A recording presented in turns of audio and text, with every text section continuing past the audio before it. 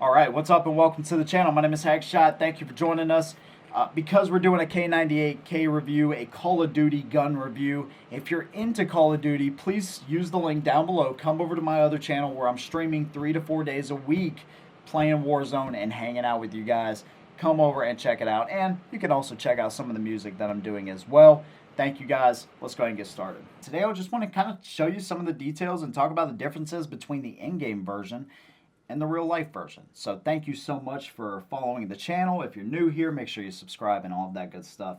And let's go ahead and get started with this bad boy. So one thing that you notice in the game, pretty much everybody until this new K31 has come out, pretty much everybody uses the K98k. It's amazing in game, and in real life I'm happy to report it is just as cool. This one specifically is a BYF, so that is the code for Mauser. This one was produced basically like 1941. That's the stamp on it. So right in the middle of World War II is when this one was produced. Okay, so let's go over some of the features, and then I'll kind of show you some differences between in-game and real life.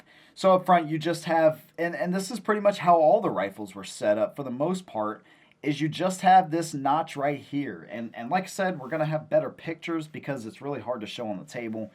But you have a black sight with some serration underneath the sight. And basically, if we move up to right here, you have a notch here, which is black on black contrast there, okay? This is an elevation right here, so you can kind of move that out depending on how far the target is. All right, it goes all the way out to what, like 2,000 meters, which is insane. But the Mauser round is super accurate. Okay, so this is pretty cool right here. Now, obviously, most of us in game are actually using the sniper or the scoped version of that, which there was some scoped K98s, but not a whole lot of them out there. If you do find one, they are typically super expensive too. Okay. One thing I did up front, I don't want to move away from up front just yet. So it actually comes with this hood protector. All right, this is something they started putting on the guns. And it's really hard to see with this on. Okay, so I noticed the first day I took it out, I had this on there, and it was just harder for me personally to see. So when I took this off, it actually gave me just a little bit better contrast between the front and rear sight. But it does come with that protector there. And then it also comes with a cleaning rod of sorts. So basically it was designed to, get you and a couple of buddies, screw these together so that way you could actually clean the gun instead of having some long rod, coming all the way back. So there is a cleaning rod with this one and a front hood protector there as well. Barrel bands right here, of course. I have taken this one all the way apart, and you have these barrel band, or this barrel band right here to keep it in place. Barrel band here, of course. The wood on this one is very nice. You see it has this iconic, this is an original sling. I don't know if it's original to this gun, but it is original to the period. And like I said, this is an authentic German K98k. So it has the swastikas and everything, very clear stamps on this gun, which is incredible, man. That's what I love about these, man. I get super excited about this. So they would basically tell them, hey, take the bolt out of this gun whenever the Germans were being captured. Take the bolt out, throw it in this pile, throw the wood and everything else in this other pile. So to get a pretty much, this is a 9,000K marked gun, and pretty much 9,000K on the bolt, 9,000 up here. I mean, it is almost all matching. The stock is not matching to the gun, but it's matching to the period, of course. But just to have something like this that survived and is almost all matching, that's a pretty cool find, I think. One thing you'll notice in the game, and I think it's always funny whenever I see it, whenever you first pull the gun out, all right, your character just kind of just swipes this over, just super easy. He just kind of does a little flick of his wrist or a flick of his thumb and flips the safety right over. In real life, it takes a little bit more pressure to actually get that down, okay? And that's going to allow you to activate the bolt. That's going to pull the trigger and everything. The position it's in when you first start is going to be like this, which basically you can still work the bolt, you just cannot pull the trigger at all. And then if you move it all the way to the right, it's going to disable everything. Okay, so that's how that safety works there. Have the scope on in the game. In real life, they were obviously using these stripper clips. All right, so here's what your stripper clip looks like. And in game, what he does is he just kind of loads them in one at a time, you know, something like that. You know, you get the idea there. All right, but in real life, they were going to use stripper clips. And this is the easiest way to load this. And basically, you have a notch right here that you can take that stripper clip. You can push these down just like that. And you can just push the bolt forward and the stripper clip is going to come right out of there. Okay, so very cool design. Much quicker to do that in real life than in the game when you're trying to load just one at a time. But again, you have that scope on there. And then moving the bolt on this gun, if you compare this to a Mosin Nagant, which I have as well, the Mosin bolt gets super sticky very quickly. This gun, literally, it took about 85 rounds, which is a lot to shoot out of in one session with this gun. 85 rounds to get to the point where the bolt started to stick.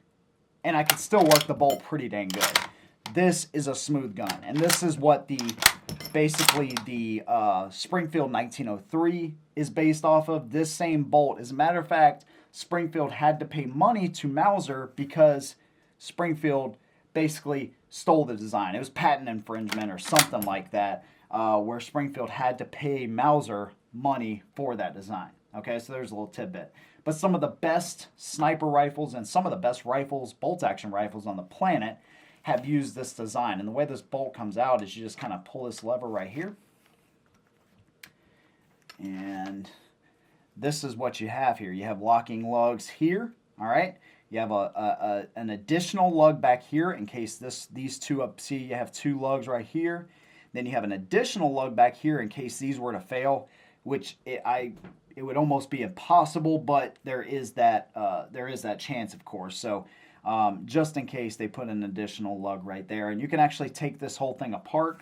If you've ever wondered what the hole in the stock is for, this actually allows you to put your firing pin.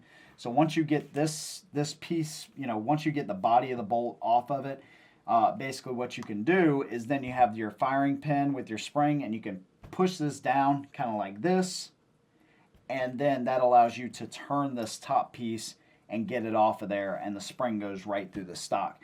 Now this looks pretty nice. You know, we're in 1941 at this point, so you know the Germans are still, you know, making good guns, but as the war progresses, you start to see some really shoddy work, because at that point they're just like, dude, we just need to get guns to the troops, and that's all they're concerned with. So at some point, I want to say probably 44, they just started drilling a hole in the back of the stock. They're like, screw all this, you know, cutting all this out and doing all this kind of machine work. We're just going to drill a hole through the stock, and that's it. So I definitely wanted one of these versions because it looks a little bit nicer. Towards the end of the war, they weren't concerned with all the nice little amenities there, okay? And that's pretty much it. Now, one thing you will notice that I did do, and it's kind of funny, man. The first time I took this out, I actually had it in one of the hydro sleds from Codwell. And basically, it has a nice rubberized padding. You place the gun down on the inside of it, and you can shoot pretty much all day. I think I shot 105 or 107 rounds in our first outing with this. Somebody left me a comment when I posted a video, K98k at 300 yards, like, yeah, you had it in the sled, but if you actually put that thing up to your shoulder, you're going to be singing a different tune. And I'm like, you know what? That's how we're going to shoot it the next time we go out. And that's what I did. Without this butt pad on it, this is what you got. You got metal on your skin. And by the way, this is marked as well, which is pretty dang cool. But this thing beat the crap out of us. Mrs Hegshot got a nice bruised nose because it actually... she was kind of up close right here, and she was not expecting the recoil, and the back of this kind of got her once the recoil of the gun kind of went back a little bit. So she got a nice little love tap from it, and then my shoulder was bruised from this thing. So that Mauser round hits, and it hits hard. But what's impressive is that at 300 yards, I felt totally comfortable with this thing. Once I got my hold point, I adjusted my elevation a little bit. This thing is absolutely amazing. I would feel just as comfortable taking this thing, you know, pretty much anywhere and doing whatever I needed to do with it, because it is just that accurate and that smooth. So what you see in game, yeah, it doesn't have the scope and stuff, but it is just that smooth and awesome in real life. And considering that it has all the markings, it's almost all matching, has everything going for it. It's one of it. This is probably my favorite rifle in my collection right now, because I love the history behind it. I love taking this thing to the range, and really that was our first time ever shooting that kind of distance. We had just signed up for a new range that had that kind of distance, and this thing, it was amazing, man. It really was. Now, once I got up to 400 yards, I started to get a little bit less confident. It became a little bit harder to kind of judge where I was at. And I didn't even attempt it at 500 yards or 600 yards just yet. But it may be something I may do in the future and kind of share that video with you guys as well. But this thing is amazing, dude. It's a big, heavy rifle. It only holds 5 rounds. It's totally dated if you look at today's rifles and stuff. But I absolutely love this thing, man. So there is the K98k in real life. I'd love to hear what your thoughts are on this gun. Thank you for watching. We'll see you in the next one. And as always, hold them down.